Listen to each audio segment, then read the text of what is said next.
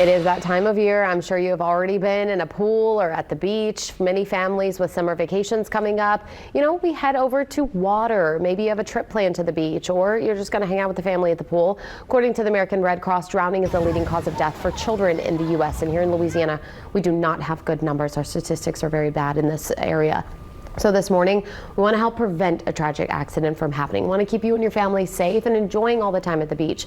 Katie Dilzell with the Parenting Center has some tips for parents this morning. Good morning to you. Good morning. Thanks for having me. Of course, this is such a great fitting topic because I know with Memorial Day, so many people are around water, and you might have been going, okay, I don't have as many life vests as I thought. Okay, maybe we need to have, everything secure. So This is such a good topic to go over. Yeah, and I actually wanted to start with a category that often gets overlooked, and that's water safety around the house. Yeah, okay. So it is really important to empty containers when you're not using them, whether it's a bucket or the bathtub. Go ahead and empty those out. We know that water doesn't have to be very deep in order to be hazardous. Certainly, if you have a curious toddler around the house, you may want to either keep doors closed, keep the toilet lid down, that they can get into anything. And also, too, just cleaning up spills when they happen to avoid any slipping or accidents that way. Great advice there. Yeah, the bathtub is one I'm always like, did we empty that out? Because the kids will like to go back and get in the water. So yeah, and that's the other thing too, is that when it comes to bathtubs, you don't want to leave your child unattended for any length of time. You may think, I'm just going to go grab something in the other room. Yeah. It's a good idea to get everything that you need ahead of time so you don't have to leave. Yeah, good reminder there for sure. It happens in a blink of an eye.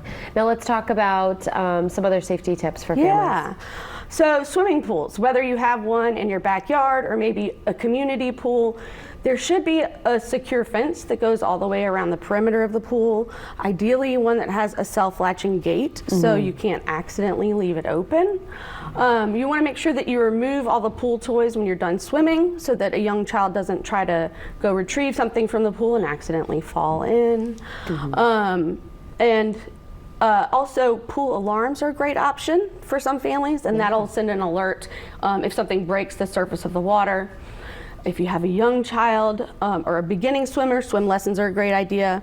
For older kids, swim buddies are a good idea so that they're never in the water alone. Oh, that's a good one. Yeah. I haven't thought about that. And always have the designated parent too. If you're all sitting around, everyone assumes everyone's watching, and that's when tragedy happens. Absolutely. And then finally, of course, we were talking about the beach. If you're going on a vacation or, natural bodies of water, what's the advice? Yeah, you do want to make sure if you're going to be on a boat or a dock that you have a life jacket that fits your child properly.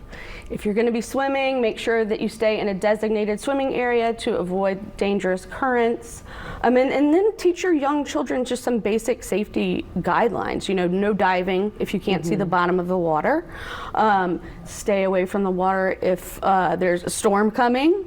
And then even just to be aware of things that live in the water that could potentially be hazardous, jellyfish, fish, and whatnot. Yeah.